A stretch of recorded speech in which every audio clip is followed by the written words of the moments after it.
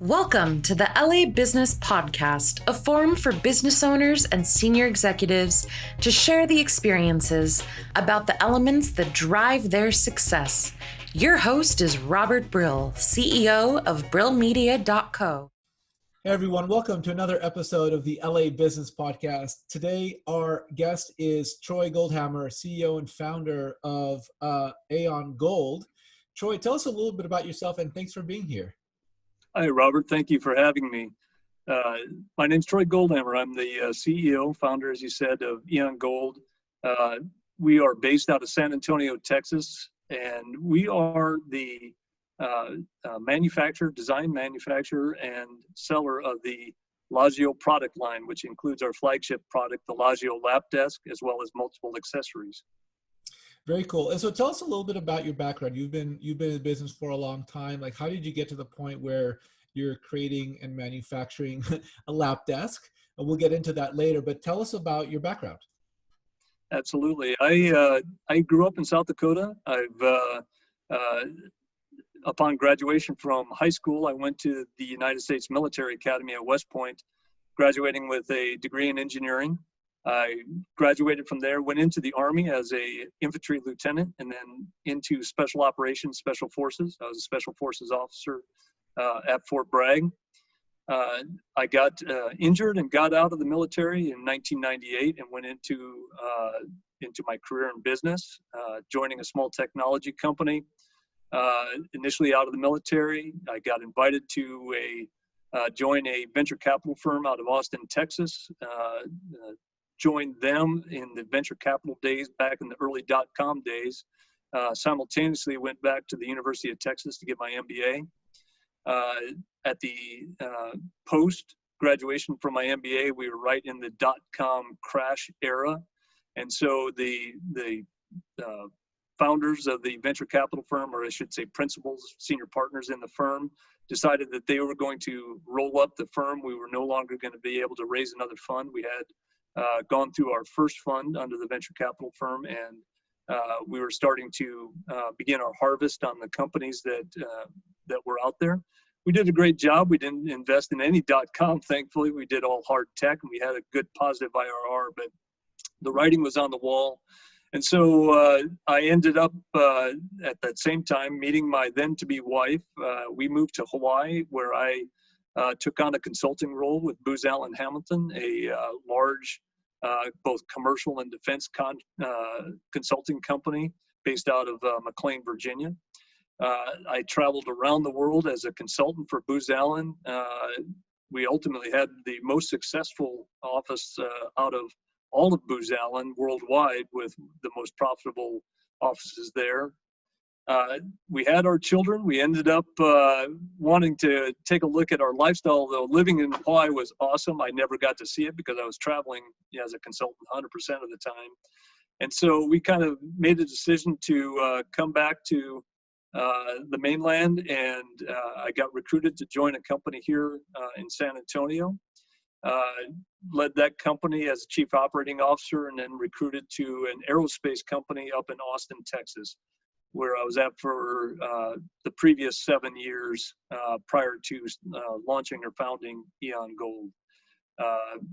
At that aerospace company, we were designing, engineering, and manufacturing products for both commercial and defense aerospace, as well as for other major industries like oil and gas and other heavy industries for some of the technologies that we designed and developed.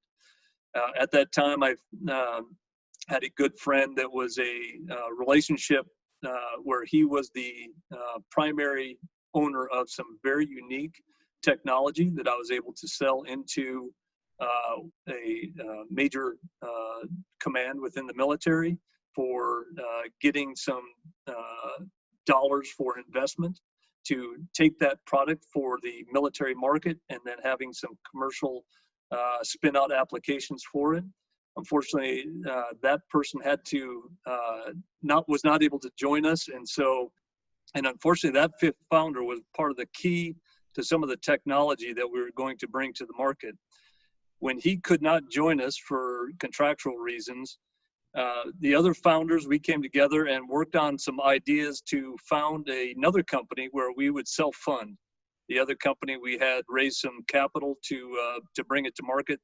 Aeon Gold is a self-funded and startup operation that we had really the aha moment in early, or should say late 2017, and the founding in 2018 of creating a digital lifestyle company focused on consumer products for people that are working from and around their homes on their digital devices. We all are doing it. We're all doing it more and more often today. And part of the aha moment came when my wife was working on the couch with her laptop, sitting there working with a little breakfast tray as her mouse pad and other things. And so I said, let me get on Amazon, take a look and find something for you. And as I searched Amazon, I couldn't find anything. And I ultimately saw all these products that really were kind of utilitarian, very low cost, cheaply made, cheaply designed, not very functional. And we wanted to think about something that was very different. It wasn't the cost that was really the issue to us. It was more about the design and functionality that bothered me the most. And so I went back to the other founders and I said, hey, let's take a look at this. There might be something here that we might be able to do something with. And so we did a lot of extensive market research, taking a look at where the market is. And as we looked at that marketplace, it is just cluttered with a lot of low-cost, cheap product out there that people are buying and using today. And we wanted to bring. I'm sorry. Go ahead. No. So what are you selling? I'm not. So we've got our flagship product is the Lagio Lap Desk. The Lagio Lap Desk is a high-end lap desk designed for the digital lifestyle of the new consumers. And the lap desk design, I came from an aerospace company, and so I'm a guy that has built products for commercial aircraft as well as defense jets and other aircraft as well as other things. I'm an engineer by trade. So basically, so Troy, so this is the situation where you're sitting on the couch, you don't want to have the laptop in your lap, so you have a couch desk. So it's like a couch desk. It is a premium high-end lap desk, couch desk that there's nothing else like it on the market. Part of our idea with it is really to bring a platform strategy to the lap desk. And so you can add accessory products onto it. So we've got some really great premium Bluetooth speakers. We have some comfort webbing that we sourced material out of New Zealand as a lot of lap desks you see are kind of the standard beanbag bottom cushions that allows the lap desk to kind of sit or rest on the legs. Well, we've got this beautiful wool that comes out of New Zealand that's just absolutely luxurious. We've got an LED light that we can plug up to 3 LED lights into our desk. We've got a power bank battery so that you can power your digital devices. It's actually in the desk itself, or you can take it out and carry that power bank with you wherever you go. Power banks. Go ahead. So that's really interesting. So you started the business in 2017. The ideas were in 2017 and the founding was in 2018.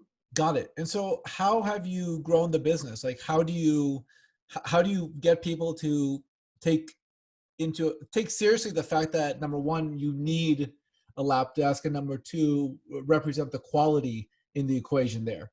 Yeah, absolutely. It took us a long time to get to where we are today, quite honestly. When we looked at the project, we thought we could design, build, test, and then ultimately manufacture the product within a year. It took us over 2 years to get to the point where we were actually beginning to receive into inventory our products. And that took a lot of time because of the multiple iterations of design and testing and then engineering and then back to redesign as we design for manufacturing.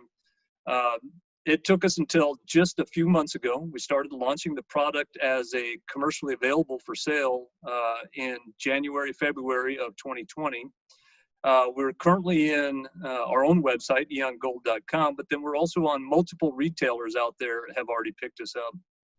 We're also advertising on Facebook, Instagram, most of the social media, not all the social media yet, just because we're a small company and Right. obviously it takes time and money to put any real presence out there on everything. What do you find? Sorry, what do you find is working out of all the things that you're doing? What do you find is the key driver for your business?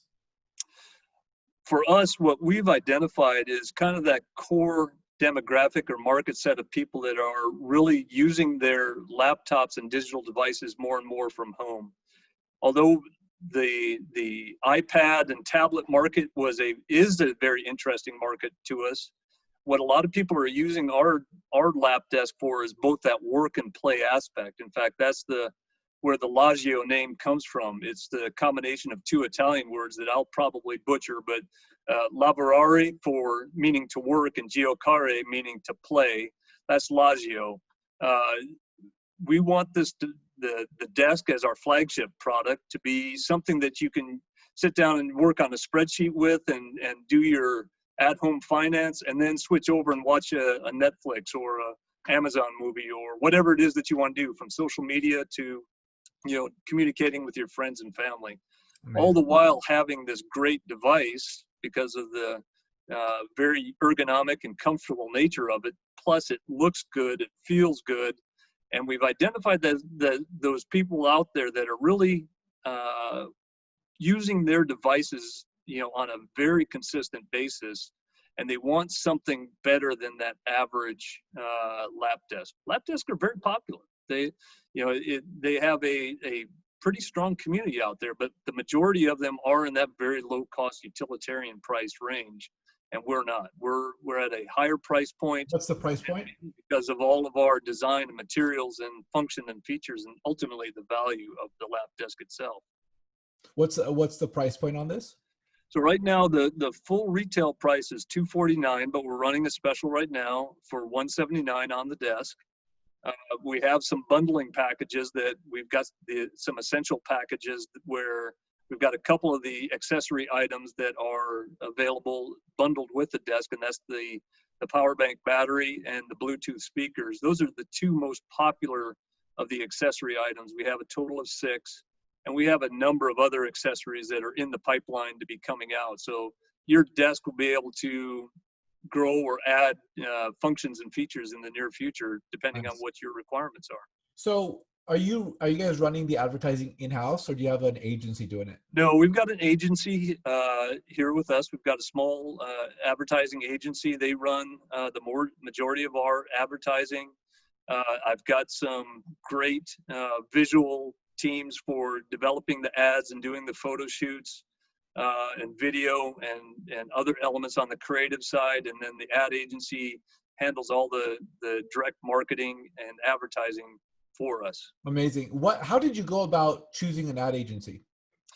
So we actually went through a couple different agencies. We started out on a Kickstarter campaign, and so we focused in on using an agency that was familiar with the Kickstarter audiences, and they did a great job for us, but they weren't necessarily that long-term team. And we also wanted to get somebody that was local to us so that we could spend hands-on time as a new company or a young company. Even though the founders, we've all been around the block, it wasn't our first rodeo. We all wanted to have that local presence so that we could, talk and have creative meetings with them and, spend that time really learning and dialing in what our advertising requirements were going to be.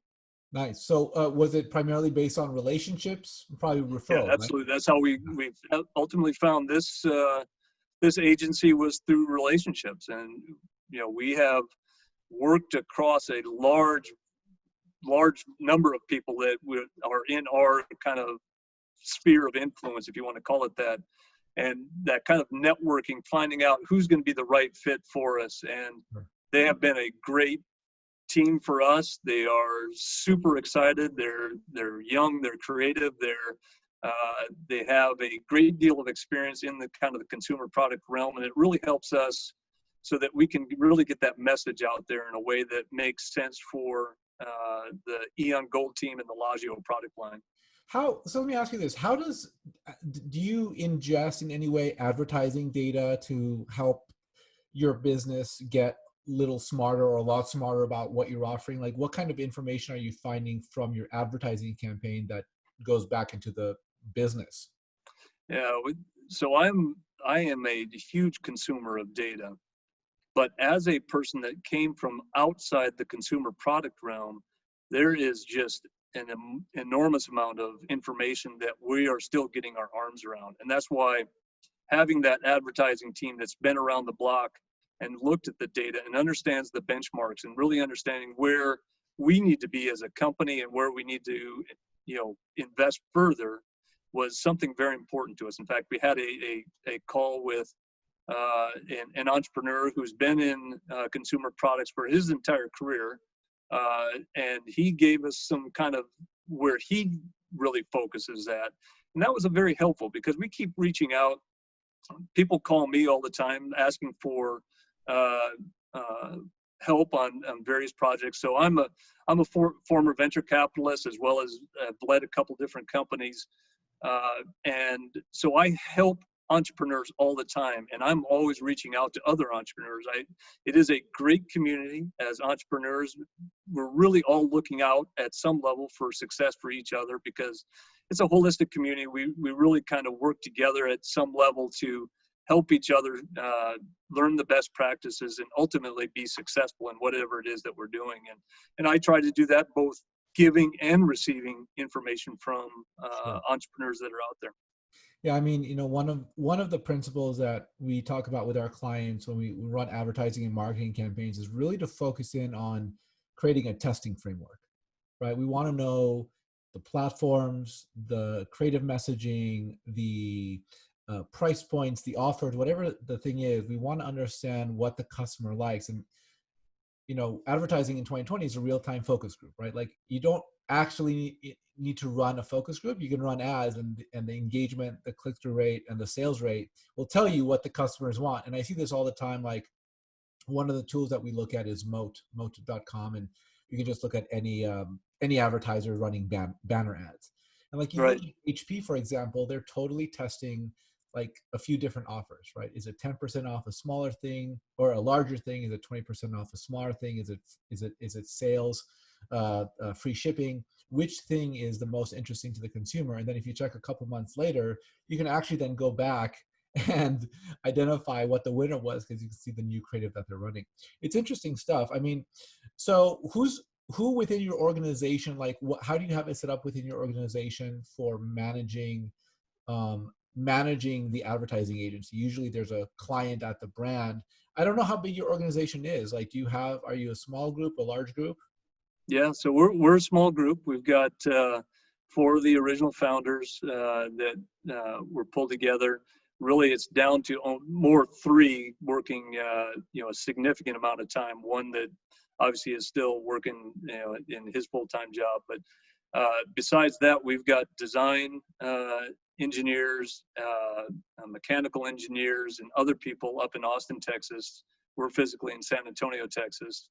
We've got manufacturing going on in places in China, Tennessee, New Zealand.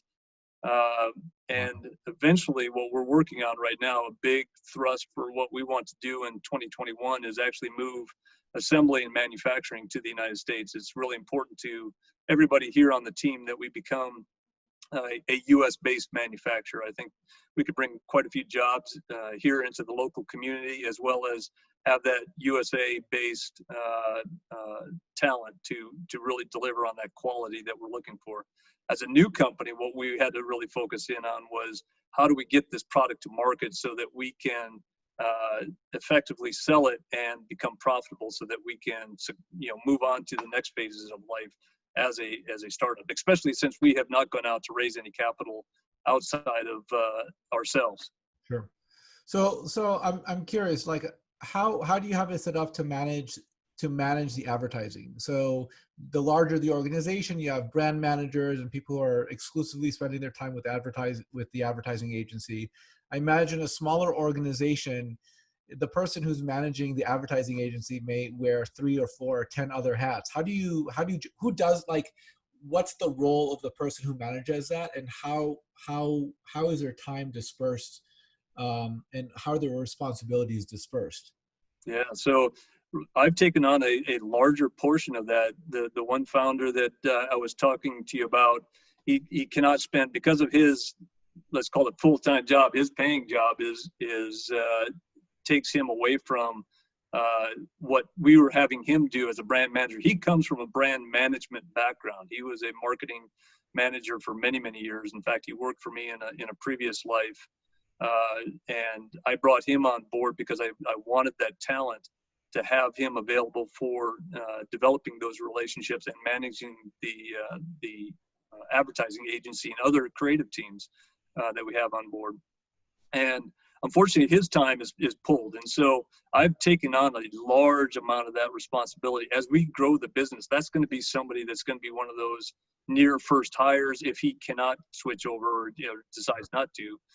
As one of the co-founders, he has certain vested interest in the company succeeding. So he would certainly want to, but obviously as a young company, there are many considerations that you have to think about, before you leave that really secure long-term employment that you might already have. And that's a big decision. It's not something you take lightly. You take that seriously. And I encourage anybody, as you're thinking about, that risk reward, scenario, yes, there is a big upside, but there's a lot of risk associated with being an entrepreneur. There is, so here's my question, right? Like if you're talking to someone else who has a product or service that they're bringing to market and they need an advertising agency and they also need to pay attention to manufacturing and logistics and supply chain and all these other things, how do you ensure that you're getting the best out of an ad agency? Segmenting your times, I know as an entrepreneur, like if I'm working on a website, on our website, because that's not what we do. We do media buying, not websites. So any website stuff that I'll do, it'll be for myself. My mind is very different when I'm focusing on websites and when I'm looking at data than when I'm writing something.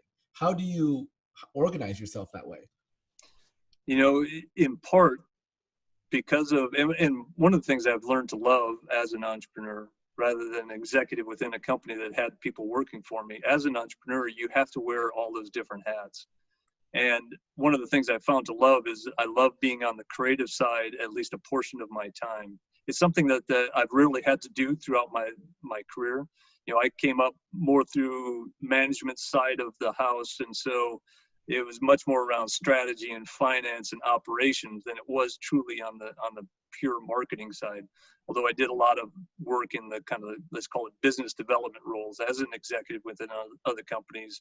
Oftentimes the executives were the top salespeople or the closers for the company because you had the background, you understood the full capacity of whatever company that you were working within.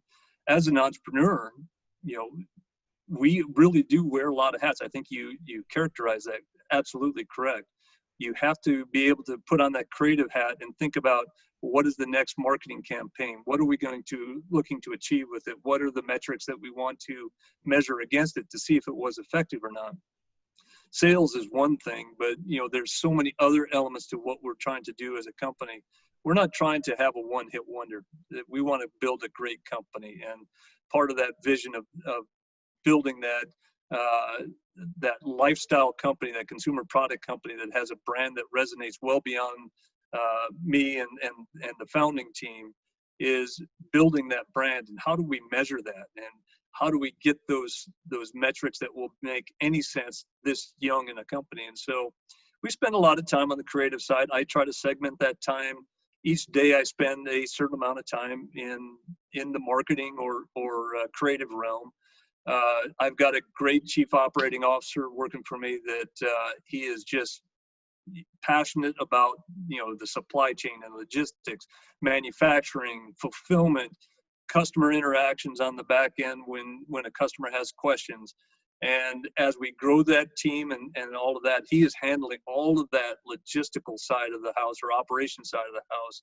And that takes a big burden off myself. And so for me, then I can spend more time on the finance, strategy, and marketing. Those are kind of my three big bucket areas. There's more, but as an entrepreneur, we will always be if you think you have a plan and you've laid out in detail the 1,000 points, a task associated with it, well, just take that plan and triple it, because we went into a very deep dive planning prior to building the Lagio product line.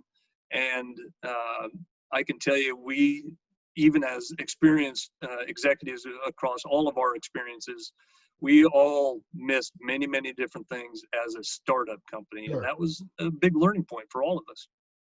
So can you dive into that? What are the learning points, or what should a startup or an entrepreneur or a small organization think about as they're launching? Well, I think number one is being realistic on timelines. I told you up front when we kind of launched Aeon Gold, I gave two major priorities. I said, I want to be into cash flow in 1 year, and I want to be profitable in 2. That was kind of, and with a certain amount of budget that I had set aside to launch the company. What it turned out to be was we were 2 years to cash flow, and we probably won't be profitable for another 2 years. And our budget was at least 2 to 3x off of what my original budget was. And so we've invested a significantly higher amount in the startup of the company.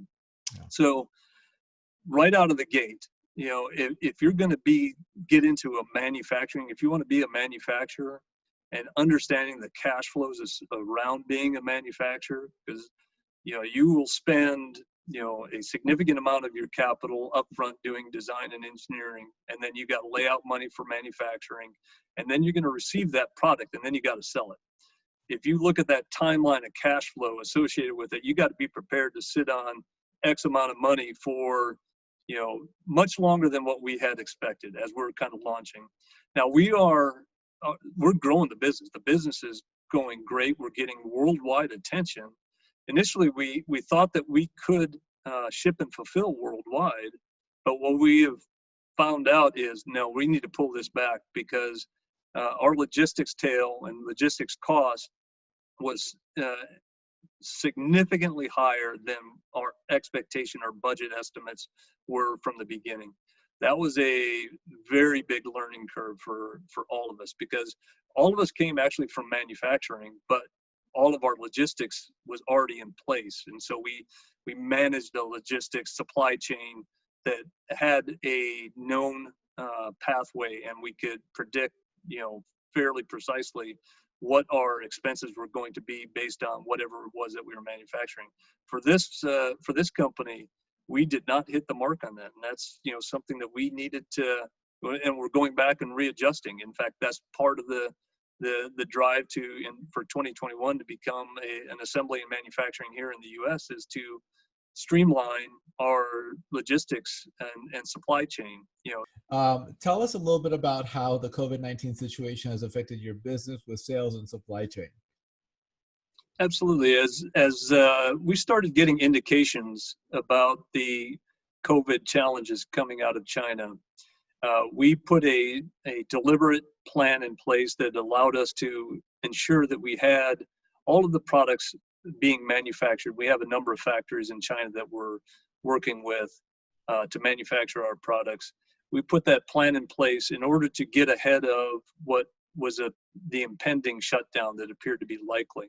It also happened to be coincided with the Chinese New Year. If you're familiar with China, during the Chinese New Year, the majority of the country shuts down for about 2 weeks to a month, depending on the location. And those people that are wherever they're working at, and many of the manufacturing centers located around Shenzhen and other places, they go back to their home provinces. And that's what happened in China. All the people dispersed out to their home provinces. And that's why a lot of the big factories, you look at Apple or Microsoft or IBM or others that manufacture there, they were impacted significantly. For us, we had our supply chain in place, and we were already moving forward to get our products in country as well as into some of our other warehouses around the world.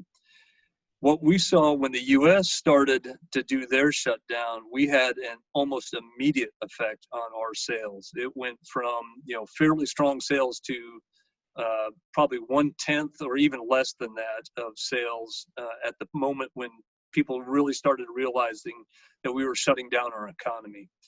As we started to evaluate what was happening, many of the companies were operating remotely, work from home strategy. Well, that actually played right into what the Lagio product line is all about, our work and play strategy on the Lagio lap desk. And so we started redoing our marketing campaigns to reflect that work from home, as well as offering incentives and discounts for those workers affected by the COVID-19 shutdowns.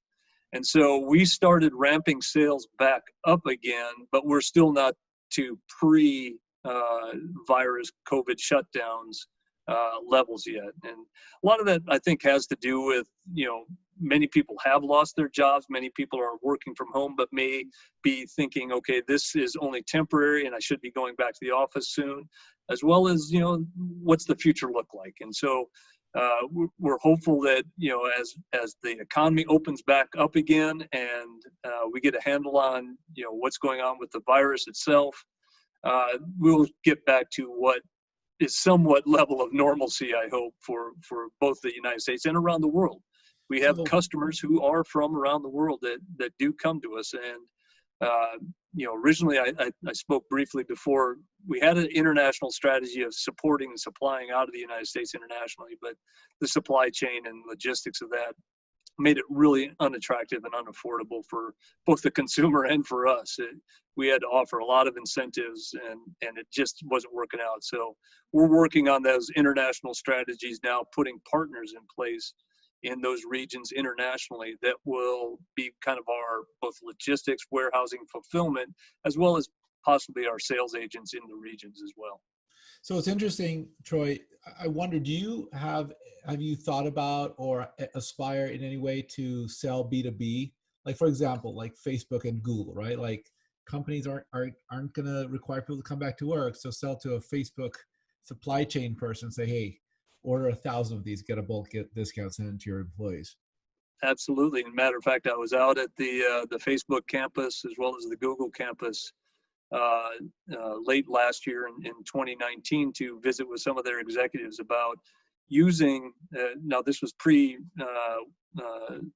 COVID-19 activities, but our product, if you look at the new way of these large corporate campuses, they have these large areas where they are working in kind of collaborative areas. They from couches to beanbag chairs to name the type of location that they try to make these large campuses as friendly and open and collaborative as possible. And our desks are uniquely situated for those types of scenarios, as well as using them as incentives for workers who, take Facebook as an example, or Google, or any of the large companies, really. It's not to name just those, but sure. They have some level of expectations of people putting the hours in, whether they're at the house or on the campus. And so using these as employee incentives, your 10-year or your 5-year gift as an incentive. And so we're getting some traction in that market.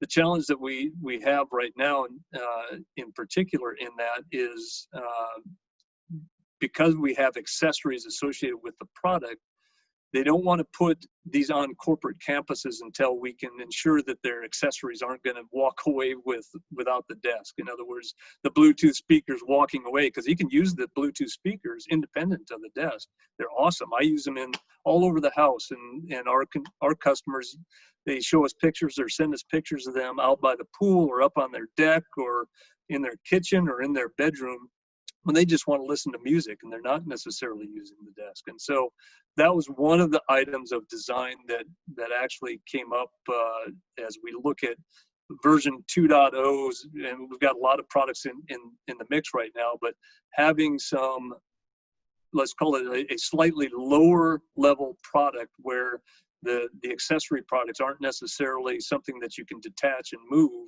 but will be permanent to the desk itself. And we've got some really cool designs that we're excited to share, hopefully later this year.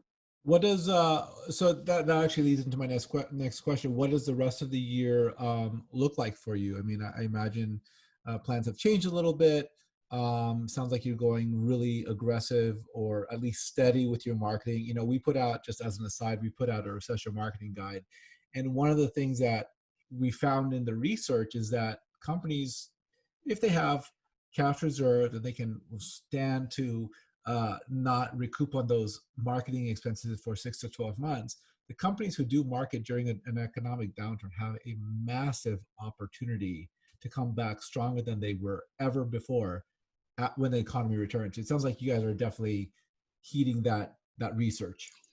We are, and we are ramping marketing at the same time as we've got product development going on, as well as we've got to get manufacturing restarted, because we've got just the volume of orders, and we've got to make sure that we don't run out of stock.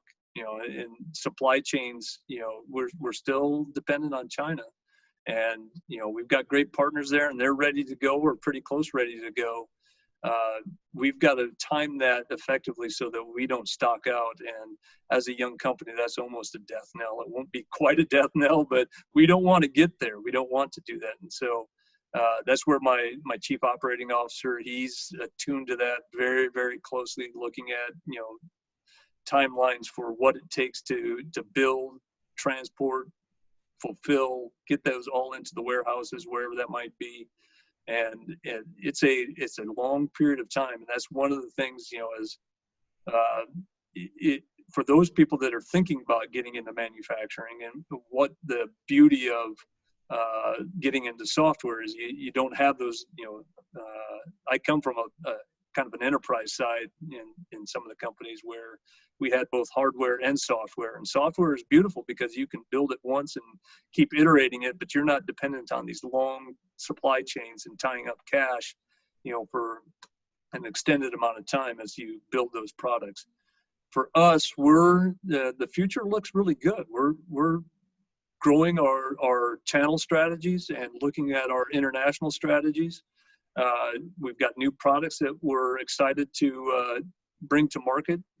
Not only the accessories and other things associated with our flagship product, but if you look at our vision statement for digital lifestyle, enhancing the digital lifestyle, we have a wide breadth of things that we can bring to market. It's just kind of an exciting world because, the society and consumers in general have adapted to the digital lifestyle already. And what we're doing is just taking advantage of that and bringing some uniquely designed, highly developed, beautiful products that are fairly unique to the market at some level. Yeah, the benefit of mixed use workspaces, WeWork, and I think this COVID situation may actually be a savior for WeWork, and the fact that I think a lot of commercial renters are just not going to go back and may use mixed use spaces, and your product seems like it would be a perfect fit for that. Yeah. We were having that discussion just maybe a month ago, saying I'm glad I'm not into commercial real estate, quite honestly, right now, because these large companies are all seeing that they have opportunity to lower their operating costs, their overhead, by having people effectively work from home.